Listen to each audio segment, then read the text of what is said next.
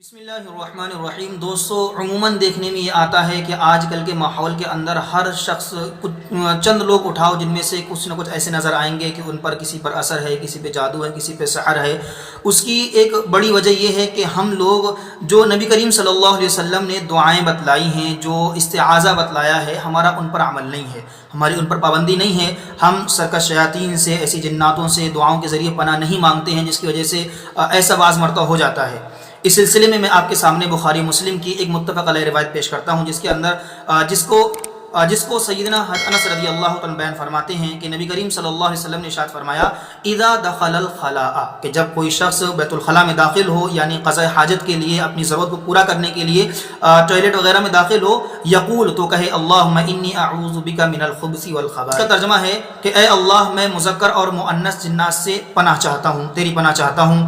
تو اس حدیث کے اندر آپ دیکھیں کہ نبی کریم صلی اللہ علیہ وسلم نے بیت الخلاء جاتے وقت ایک دعا بیان فرمائی ہے، اور اس کے اندر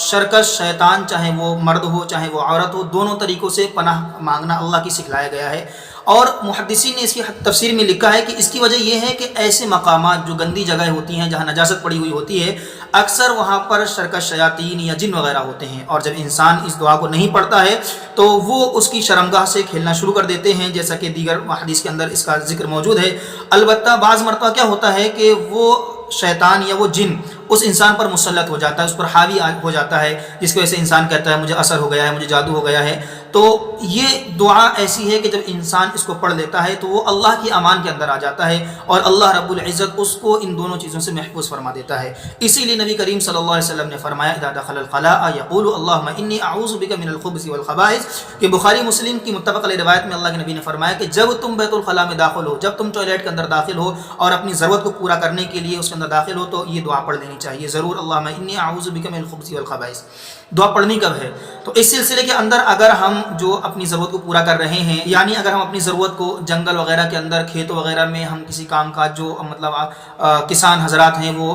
تو اگر وہ جنگلات کے اندر اپنی ضرورت کو پورا کر رہے ہیں تو ان کو اپنا سطر کھولنے سے پہلے اس دعا کو پڑھنا ہے۔ البتہ اگر ہم گھر کے اندر ہیں، آبادی کے اندر ہیں، اور ہم ٹوائلٹ یا بیت الخلاء کے اندر اپنی ضرورت کو پورا کر رہے ہیں، تو ایسے وقت اس میں انٹر ہونے سے پہلے، اس میں داخل ہونے سے پہلے اس دعا کو پڑھنا چاہیے۔ یہ بہت ہی مفید دعا ہے۔ آج دور کے اندر ہم دیکھیں کہ ہر شخص ذرا کسی کوئی دقت ہو جاتی ہے تو اس کو ایسا لگتا ہے کہ مجھ پہ جن یا